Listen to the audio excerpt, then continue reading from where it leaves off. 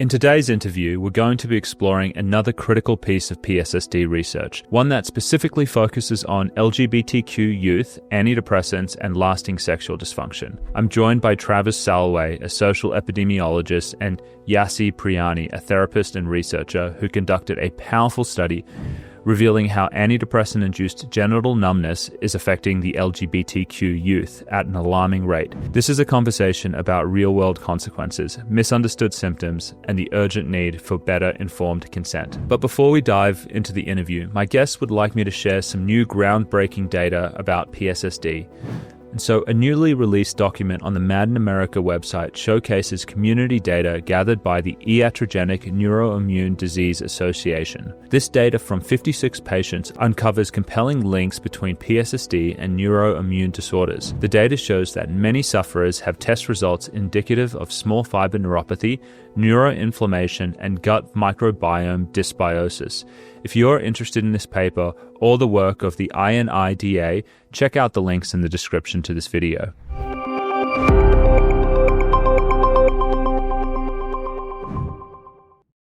Today I'm joined by Travis Salway and Yassie Pirani, and we're here to discuss a very important piece of research that they published at the end of 2024. And it talked about the relationship between taking antidepressants and persistent numbing of the genitals in sexual and gender minority youth. There was an increased incidence of persistent genital numbness in this population that persisted after they took antidepressants. And there's a lot of interesting implications based of that. And we're going to be going into this paper today and also discussing the implications. Travis, so you know a bit more about him, is an associate professor at the Faculty of Health Sciences at Simon Fraser University. And Yassie Pirani is a therapist who works with patients with PSSD, and they along with others, published this paper. And so Travis, Yassie, thank you so much for coming on and talking about this study.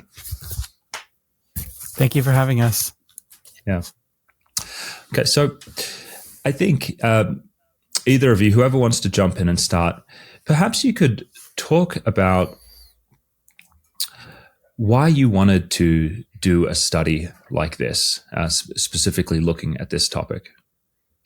I'll start and hand it off to Travis. Yeah, so I was working with people with this condition and learning about the devastating impacts on people's lives, and at the same time about the scarcity of data about the condition and the urgent need for more research. And so, I had the wonderful opportunity to be connected to Travis through a colleague of mine. Yeah. Mm-hmm. Yeah, from my perspective, my research program looks at pathways to health and social participation for LGBTQ or queer and transgender youth. In academic speak, we would say sexual and gender minority youth. We know that this population experience a higher burden of depression, anxiety, and suicide as compared to their cisgender and heterosexual peers. And we wanted the survey itself was actually designed to understand where they're facing social pressures around their sexual and gender identities. The study was not about medication or symptoms or side effects of those medications. We just wanted to have a better understanding of what was going on in terms of their mental health and how we could support them. And when I met Yassie, it just sort of presented an opportunity to fold in some questions about this syndrome. Mm-hmm. Now, I mean, something that jumps out at me when we're talking about, sexual and gender minority youth. I mean, I think within that we've got, correct me if I'm wrong, people who might be identifying as asexual, transgender, homosexual, lesbian, gay, all of that. But the relationship with antidepressants, we're talking about a medication that is widely known. I think it's about 60% of people taking these medications will experience sexual dysfunction, whether it's some kind of genital numbing or a loss of libido. And then, as you had mentioned before, Yassie, that there are a proportion of people who actually this persists later on. And so when when the survey was structured to capture this information where we're actually interested, are these people, are these group of people potentially having these side effects? Was there something in there that was making you think, could antidepressant use be tied up in and how someone sexually identifies, potential confusion about sexuality and things like that? I know this is a taboo topic. This may be difficult to discuss. This area is a hot topic, but I do think it's an important point to bring to the front of this research. I'd love to just hear what you were thinking about that. Yeah, it's a great question, and I agree it's really important. I'll say my perspective, and certainly Yassie, chime in if you have things to add. I think there's two kind of intersecting things happening, right? So one is like, if I'm to put my like LGBTQ research hat on, there's a social process that we describe as minority stress that's affecting queer and trans youth, and this basically just means that young people will look around and look at what their parents are saying, what their religious leaders are saying, their teachers, politicians, media, and they'll interpret whether it is or is not safe to express who they are, what they really feel, to be their true selves. And so in that context where SSRIs, SNRIs may play a role is they could either facilitate discussions, even putting aside whatever the biochemistry is, like, they could be in asking for help. They could be having discussions with healthcare providers, parents, teachers that help them express their true selves. Or it could go the other way, right? Like they could actually get into situations where they feel like it's not safe or they need to suppress who they are. And so even before you get to the medication itself, I as a social epidemiologist, I look at these prescribing patterns as opportunities for people to get support or not. And then I think the next layer of that is if they're having sexual side effects, which they certainly are, and you're layering that on top of a time of our lives when you're trying to understand your sexuality, you're trying to have sex for the first time, and you're trying to figure out who you want to have sex with. I would hypothesize that taking medications that have sexual side effects is going to shape how you come to understand your sexuality, especially in your teenage years. Now, whether that relates to anything we're seeing around asexuality, like we need a lot more research. And this study certainly did not explore that question. I agree with you. It's really important. And I would like researchers to take that up, and perhaps we will on our team as well. But as a starting point, I would just say, we should expect, and in the paper we call this sexual and gender minority population a sentinel population. In research speak, that just means this is a good population to study this research question because we already know they have elevated rates of depression and anxiety, so they're going to be taking medications at a higher rate than the general population.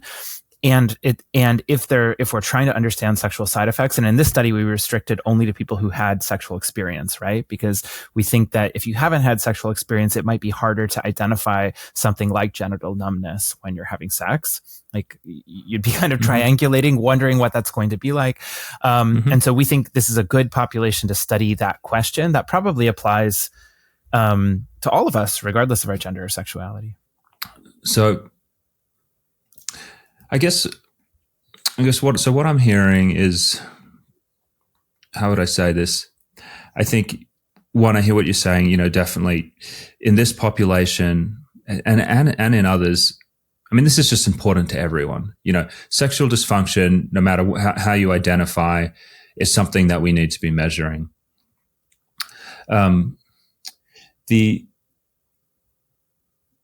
I want to be very sensitive about this because I have heard that, well, for instance, to introduce it in this way, y'all may have seen the citizens petition that went out to the EMA and Health Canada in Australia, the one David Healy put together, and ultimately resulted in the updated warning labels to put PSSD on there.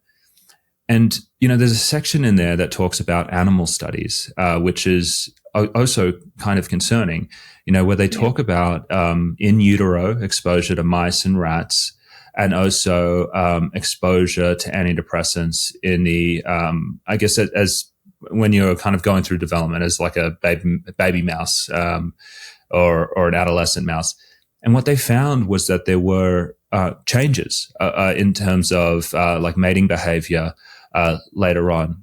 And so there's always been this kind of, at least in the animal studies, this kind of concern is, what are the consequences of especially younger people or people exposed in utero to taking medications that act on the serotonin system, and how could that play out over time? And now, like I said before, I want to be sensitive to this because I don't want to come across as a jerk who's like, this population has had people invalidate, their sexuality, and I don't want to come across as the guy that's like it's because you're on an antidepressant. But it's still a question that I think is that is important to ask, especially in light of the animal studies. And was this something that was kind of in there at all when you were designing the study, or is it kind of maybe something that's more of a curiosity to me, looking at this research? I can jump in. Well, it's definitely a big question for all folks who are taking these medications. It's kind of like implicit in what we're looking at. I was aware of the paper by Tierney Lorenz that demonstrated that there was possible SSRI use during childhood interrupted the normal development of sexual reward systems, which may be a risk factor for sexual desire dysfunction in adult women. Her research sort of demonstrated that female youth that were prescribed these medications had a lower sexual activity as adults than youth that were not. So it's such a big question in the community because there are a lot of people who are put on these medications as children. And for all people who are put on these medications at a young age, it's an issue because there's no baseline to be comparing to, at least for adults who get this condition after they have had their sexual development and had sexual experiences. They're more easily able to identify if things are different in their bodies. And so for people who have not had that opportunity to really get to know their body and for their body to kind of really, their sexuality to really develop, it makes it a lot harder to even know you have PSSD, and then it makes the diagnostic process more challenging as well. So I would just absolutely love to see more research on this. It's definitely really a big area of curiosity that I have as well. I think, can I clarify? This would mostly be a question about asexuality, right? Well, this is interesting. So the way I entered this was as someone who was really interested in drug side effects, and then PSSD turned up on my radar. And two people come to mind. These were both young men. One was called Carlton. He was the first guy I interviewed on my channel. And then another guy was Simon Wright. So these were both chaps who I found through the YouTube channel. Both of them told me that after they got on antidepressant medications, they had this experience where they went from feeling, attracted to women, everything, all systems go, it worked, to it was disrupted. And both of them had mentioned that they started questioning their sexuality as a result of the PSSD. So I think with asexuality, but I also think in that other way, and to me, I don't know if it's like clearly kind of linked up, like it's asexual or it's gay, or maybe there's like, could potentially some disruption in that area lead you to think you're the opposite sex. I'm not the, it was just something I heard it a few times, and I was just like, and I identified that maybe that would confuse the heck out of me if I was with this girl and I'm just like, man, in the past, like, it would be all systems go. This just really works. And now, like, I can't even, I can't maintain an erection, and I'm also not even interested in it. Like, what does this mean for me and who I'm attracted to? And so that's how it sort of entered my way of thinking about it. Then with the animal studies, and then obviously with your paper, I'm just thinking, is there, like, how does this fit into this whole thing? I thank you for sharing that. That's really interesting and troubling to hear. I see your point. I mean, so for starters, I think we're impoverished by language and culture, right? You know, like I look at like my own coming out experience, and I'm like, you're right. The starting point is like, I'm not that, or I don't feel that. I don't feel that sexual attraction. I don't feel that experience that my peers are experiencing. What am I? And I wish for young people, especially, that they could arrive at a soft landing place where they could be like, am I attracted to guys? Am I, like, is there something else going on here? And sadly, despite social and societal gains, we're not there yet. And so I can understand why conversations or questions about sexual identity would come up. I think in terms of our study, this isn't quite the right study design to answer that question, right? It was a survey. So it was a cross section, like one moment in time, look back on your experiences with mental health and antidepressants and, what happened. And then we asked right now, like, how do you identify? And most of the sample were not asexual. Most of them would have described themselves as queer or lesbian, gay. But I think a really important future study should be actually over periods of time, take measurements around sexual identity, sexual attraction, sexual functioning, and antidepressant use. And that will give us a much clearer picture of how that all is evolving. I think our study has a lot of strengths, in particular that we did not sample people who were interested in telling their stories about sexual dysfunction at all. This was, 2/3 of the way through the interview, we just pop in a question about it. But the limitation is that it's just one moment of time. And I think we're missing that temporal piece around how were the antidepressants maybe intersecting with your own discovery of your sexual identity. This might be a great time actually to have whoever wants to take the lead on this actually describe the research that you did and then the results that you found. How do you want to do this, Yassie? Go ahead, Travis. Okay, well, I'll give you my summary of the study itself and ask Yassie to add any details I miss. So this study was done in 2022, and it was a binational survey that included young people 15 to 29 years of age in the US and Canada. The purpose of the study was to understand what was happening around these programs or practices that are sometimes called conversion therapy, although they're often called lots of other things. And we did the study because in January of 2022, the Canadian Parliament unanimously passed a law that made it illegal to perpetrate conversion therapy in Canada. And we wanted to understand, were young people reacting to this? Were they still going to conversion therapy, which they were? What did they understand about the law? What were they saying to their friends who wanted to go to conversion therapy?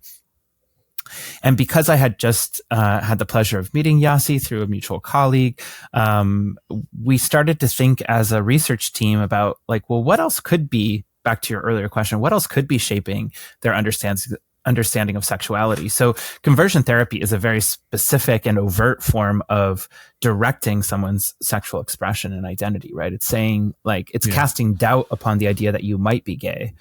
And that is one factor, but we think probably not more than 5 to 8% of young LGBTQ people will go to conversion therapy. So what about the rest of us? Like what are people? I know it's disheartening to realize that this is still happening, and what else is going on. And I never thought it would be that high. That was actually surprising.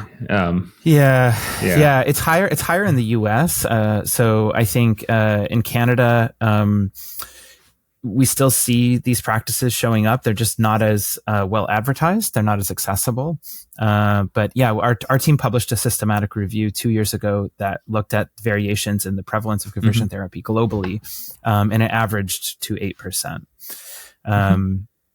So we wanted to understand other factors, and we know that this is a population, because of those social stressors and because of the stigma that queer and trans people face, we knew that there would be a high prevalence of depression and anxiety, which are the major conditions for which antidepressants are prescribed.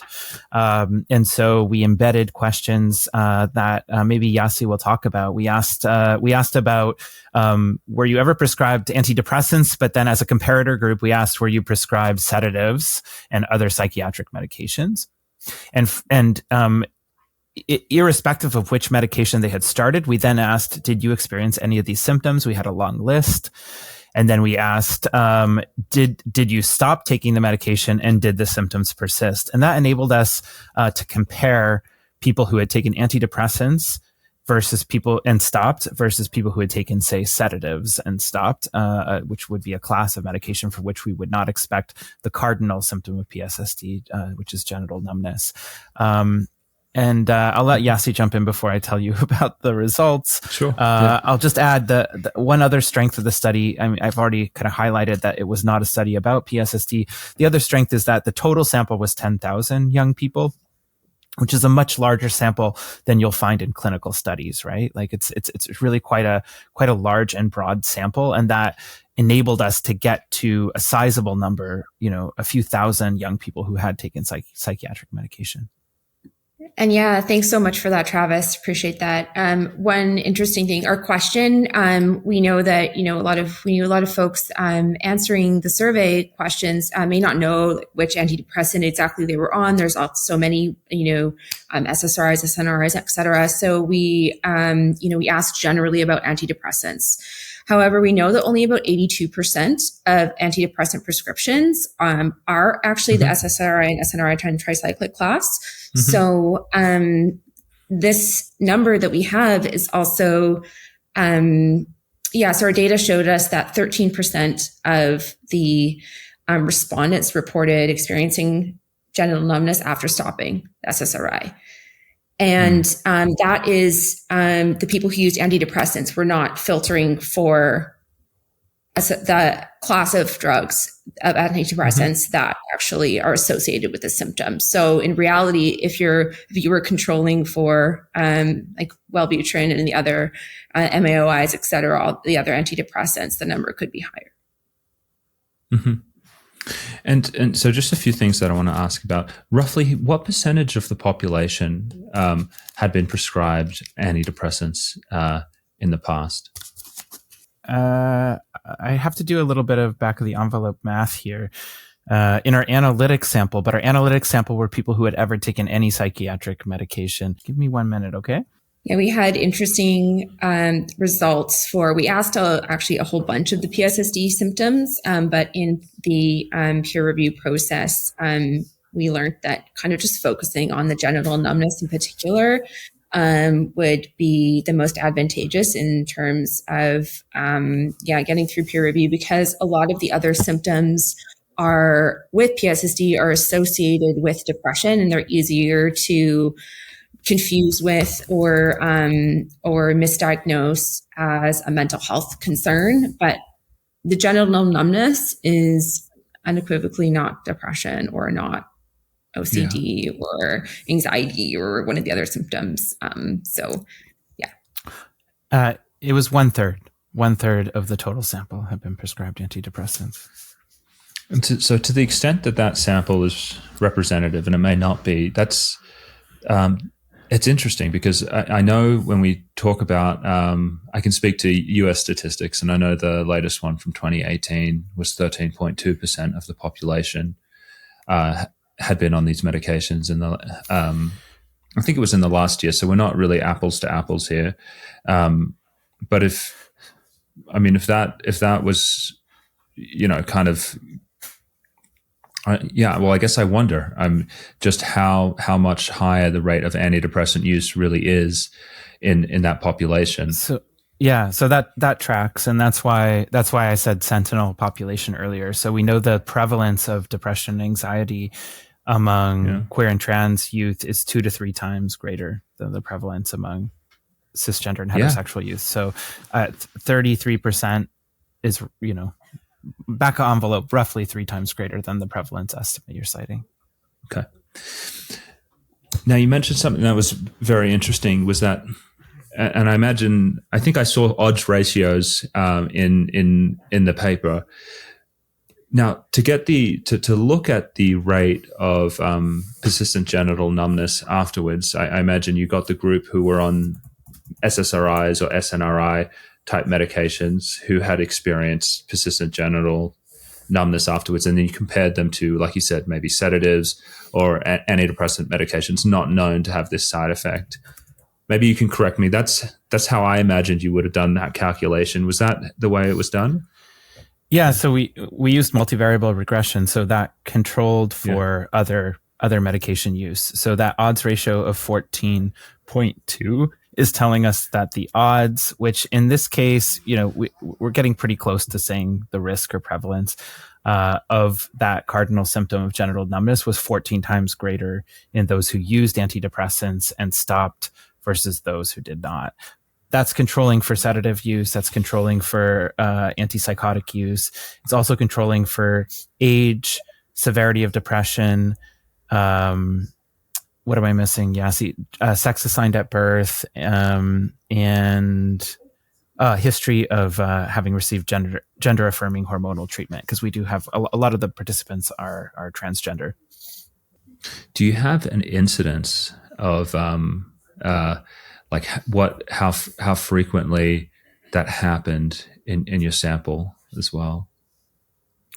Of what was that? Of persistent, you got 1,000, you have 1,000 people who were in this population who were exposed to antidepressants. What percentage of those had ongoing sexual dysfunction? So of those who had started and stopped antidepressants, it was 13%. By comparison, of those who had started and stopped another class of psychiatric medication, it was less than 1%. So that is a more than 13-fold difference. Well, the interesting thing is the other statistic that is quite widely known in the community. It's the 1 in 216 from the Israel study where they looked at that. I think that works out to, what is that percentage-wise? It's less than 1%. How do you make sense of this difference that, what they found looking at their survey data, which was, people, I believe the way they did their analysis, it was like people who got on antidepressants and then they started something like Viagra or the PD5 inhibitors. And then they had to continue them after they came off the medication. I think that's how they had done it. And how do you, because that's a huge difference. I mean, we're talking about one study that's like less than 1%, and then this one in this population, potentially 13% of people. If we're talking about the same study, it's a difference in measure, right? So if they were looking at health records, right? So there will be people who experience genital numbness and will never go talk to their provider about it, right? We went right to the patients themselves and asked, have you ever had any of these symptoms? So this is their self-report of those symptoms, which, in epidemiology, sometimes we think, self-report is unreliable. In this case, I think it's probably a better measure than the Israeli study you're talking about, because knowing what we know about how patients might feel uncomfortable going to their provider and saying, hey, I don't have feeling in my genitals when I'm having sex, it's much more reliable to get that information in an anonymous online survey about conversion therapy, right? Because that's not, the stakes are very low. No one's going to know you said this. And the researchers aren't even presumably interested in your genital numbness. They're asking that as part of a larger suite of questions. So the epidemiologist in me thinks our method probably gets at a more accurate total scope of the problem than if you're only relying on health records, prescriptions for Viagra, et cetera. What do you think, Yassie? Yeah, I agree. Yeah. So they're looking at, the increased risk of ED and erectile dysfunction. And there's so many people that would experience, like, PSSD exists on a spectrum, and there's such a range of symptoms that people experience to varying degrees. And so if you're looking at, a symptom that, genital numbness that, may not, some people, and a lot of people in the community I speak to, they may have genital numbness and it's like a severe form of sexual dysfunction for them, but they don't have ED. That doesn't mean that they don't have PSSD. It doesn't mean that they're not severely affected by the condition. What impression did that have on you when you saw that figure? I can jump in quick. Yeah. As you know, somebody who's spoken to hundreds of people with a condition, who have all been wondering, how common really is this? Because there's such a perfect, kind of mix of variables that make it so hard for us to really get a true understanding of how common it is, because so many people are terrified to go to their doctor to even have the conversation about it. There's so many variables that stop a doctor from actually reporting that data and putting that out there in adverse reporting forms. There's so many variables that make it challenging for somebody to even come to the place where they may identify as having PSSD. We've been wondering this for so long, and it seems like in community groups and conversations and social media, this is a growing problem that is being recognized more and more throughout the world. So I think it's quite, affirming and validating for people who, although it's horrifying that number of people may be experiencing this. I think a lot of people kind of are realizing, okay, could be a greater problem than we think. And, just kind of maybe confirm some of the suspicions that people have around, it not being, it could be as rare as we think, because, physicians who do acknowledge that this exists will often say it's rare. And we actually don't know that it's rare unless we have a robust frequency estimate. We can't say that something's rare. So this kind of shows that this might not be something that's so rare. Yeah, I would say back to what we were talking about earlier with studies that rely on health records, post-marketing drug surveillance and side effect reporting systems are surely undercounting this. Yeah. Clinical or administrative health record samples that are looking at markers of, say, erectile dysfunction and prescription of ED medication are surely undercounting this. If you want to get, as Yassie's saying, if you want to get a closer to truth estimate of the burden of this condition, you need to ask patients themselves, right? And you need to ask them in a way that's safe, that's protected. So I think an anonymous survey is the right approach. Now, no study is perfect, right? There are other variables. I talked earlier about the temporal aspect. A better study design would be follow people over time, right? Which takes more money, more resources, but that should be a next step. And there are other variables, other confounding variables that we would like to account for in the modeling. But I'm pretty proud of this study, and when I talk to my students, I teach epidemiology at the university, and when I teach students, the first thing I tell them about epidemiology is look at that effect measure, look at the studies done, what is the degree to which the cause of disease or the exposure variable is associated with the outcome, and what odds ratio or relative risk are you getting? If I see a study, and if my students are appraising a study that has an odds ratio of 2, my first question is tell me about all the forms of bias that you think that study should have accounted for to reassure you that that's a true effect, that it's not an artifact of some kind of error that the researchers made. When I see an odds ratio of 4, I'm okay, yeah, still tell me about the bias, but this is looking pretty serious, right? When I see an odds ratio of 14, I'm oh, holy shit, something's going on here. The first study that we teach epidemiology students about is the British doctor study on smoking. I mean, when they finished the British doctor study on smoking, they looked at the odds ratios coming out of that. Yeah, you want to make sure you've controlled for diet and exercise and all these other things that you think might be related to lung cancer. But, you really have, pardon the pun, you have a smoking gun when you see an odds ratio that's greater than 10. It will take some pretty hard convincing if someone's going to say to me, oh, your study is biased by X. Tell me the degree to which that bias is playing a role that would explain away an odds ratio of 14. My jaw dropped when we got those results back.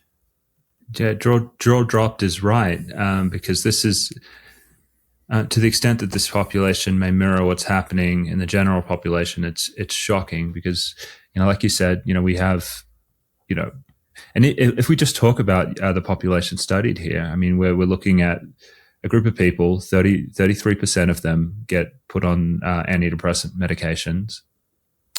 And I think you found that of those 33% of people, 13.2% of them reported persistent genital numbness after coming off the medication. That's a huge amount of people. Yeah, we're missing just one step. So 33% were put on. How many discontinued? Let's see. I think those who discontinued would be 2,000 out of... Oh, I think I've got it here, Travis, because I was just reading from the discussion of the thing, and I misspoke because I think it says in a large binational sample of predominantly sexual and gender minorities and sexually active youth, 13.2% of participants reported persistent genital hypoesthesia, numbness, after discontinuing antidepressants. That's right. Yeah. Whoa. After discontinuing. 13.2%. Yeah. Yeah. So that was 93 of 707. Okay. That's a frighteningly high number.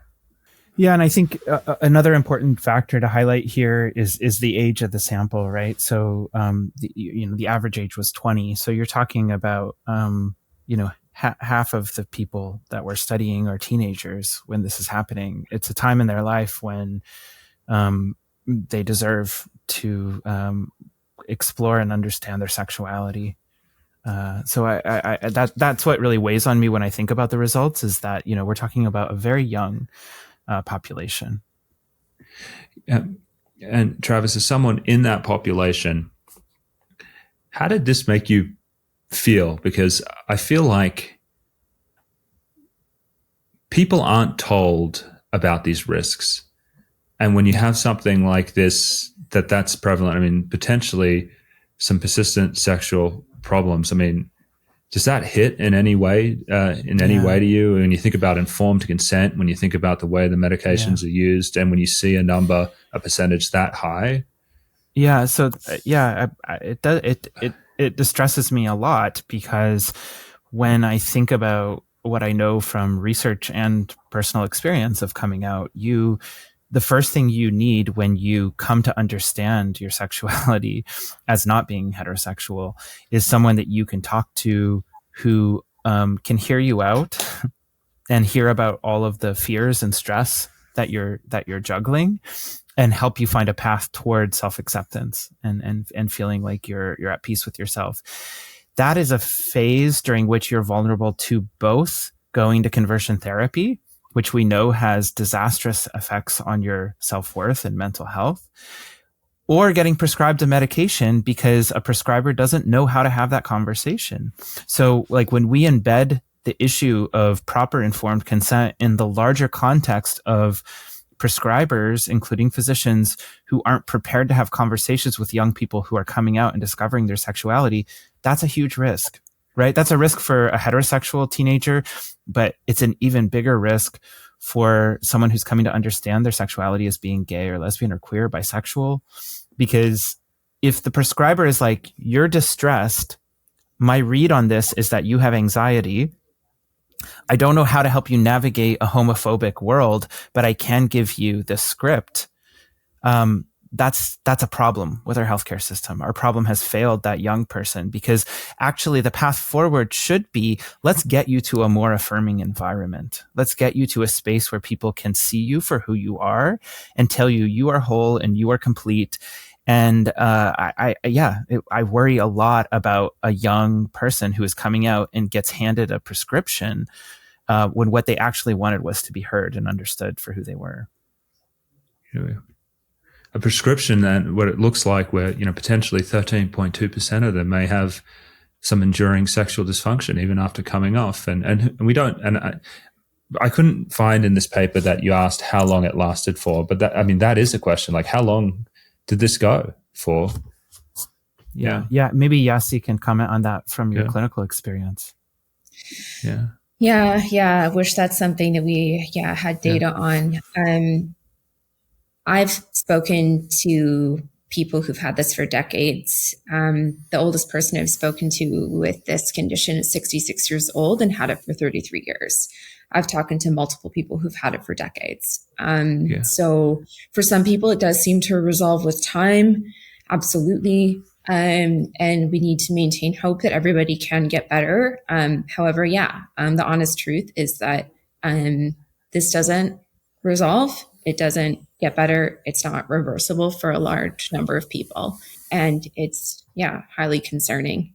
There's an unknown number of people who get this condition who will, have this for a long time.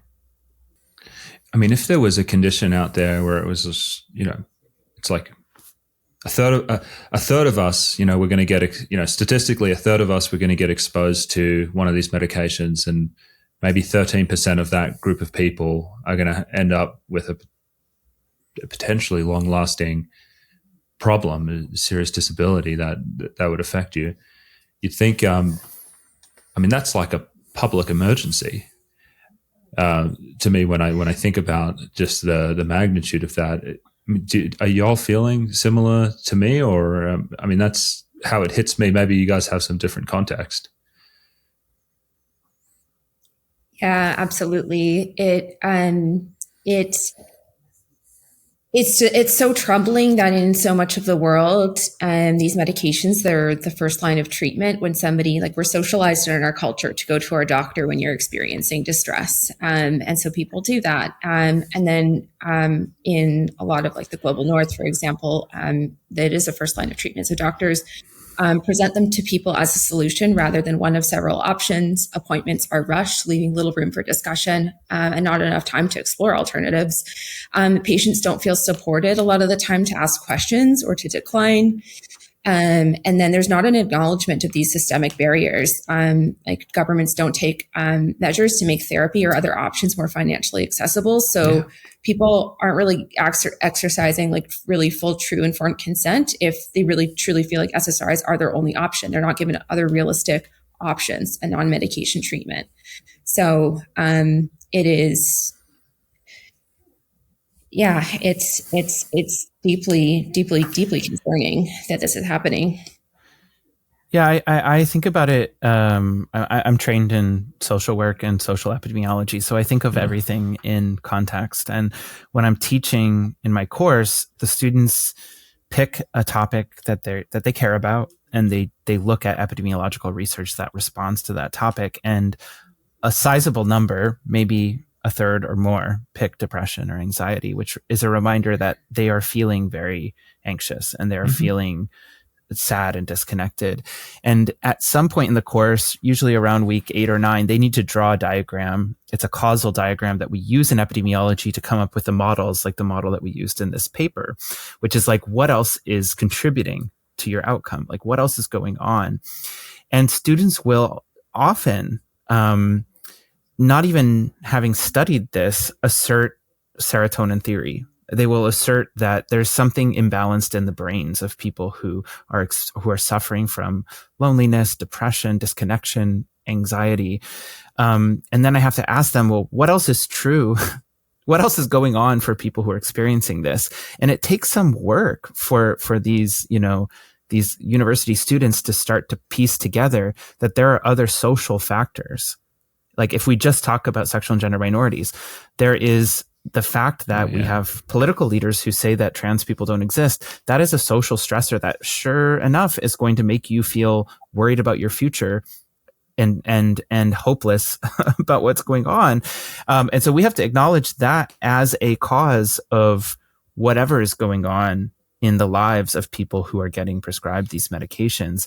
And until we're able to be honest about what the social factors that are contributing to the epidemic of depression and anxiety, I don't think we should be.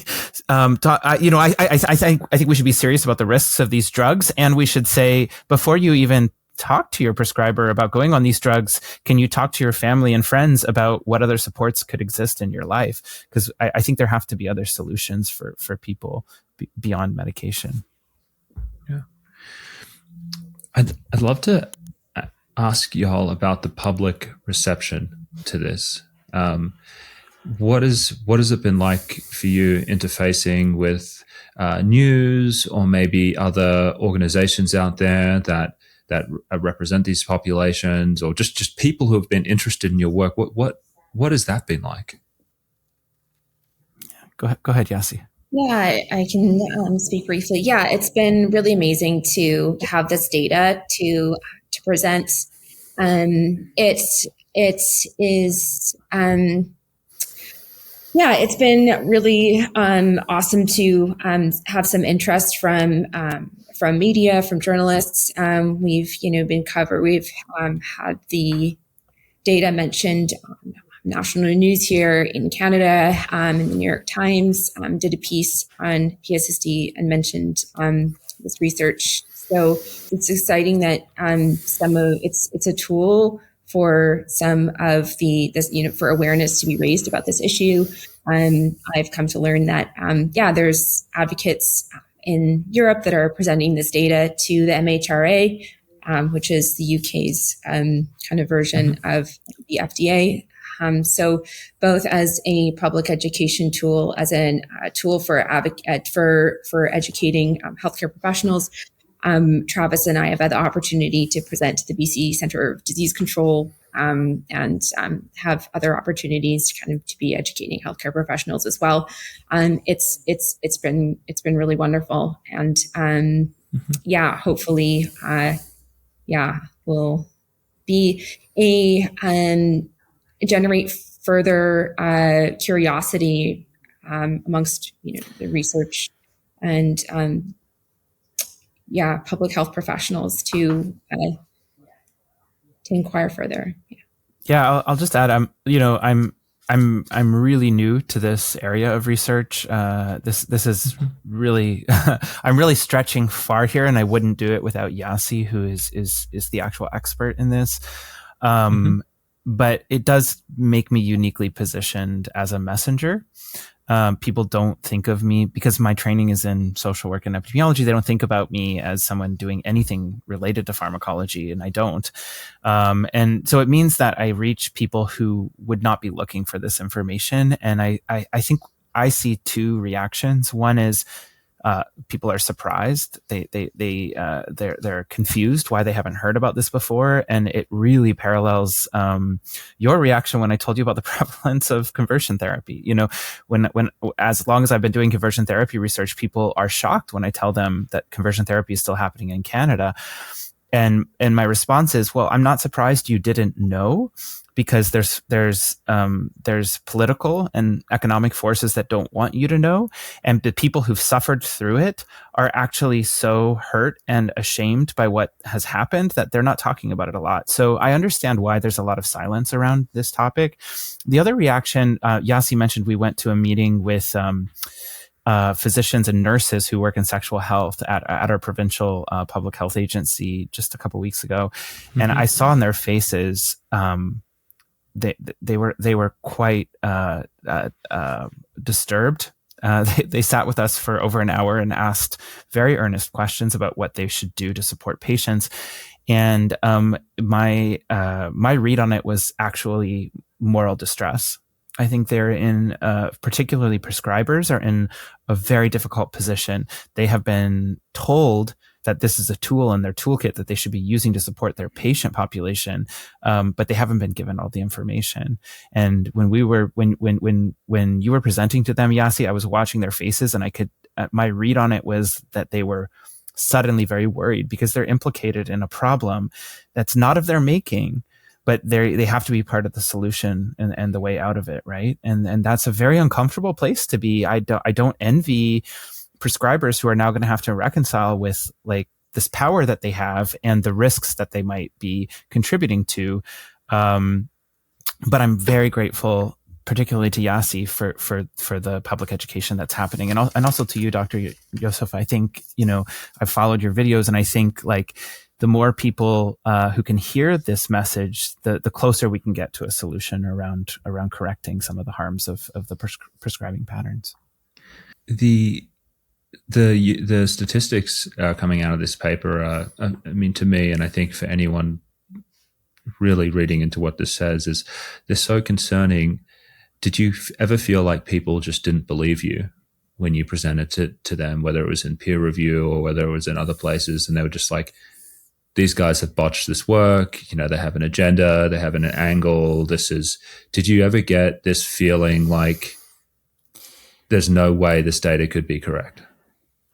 Actually, I have not had that experience, although I'm not so naive to expect that I won't. I'm prepared to hear that. Yeah. What I experienced more of, even within our co-author team, because we've worked on this paper now for almost 3 years, right, Yassie? And I have felt resistance. I felt resistance and doubt. Are you sure?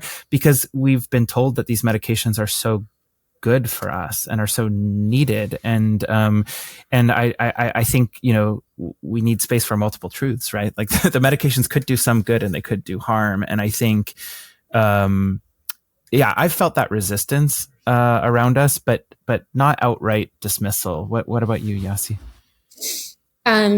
Definitely, this has been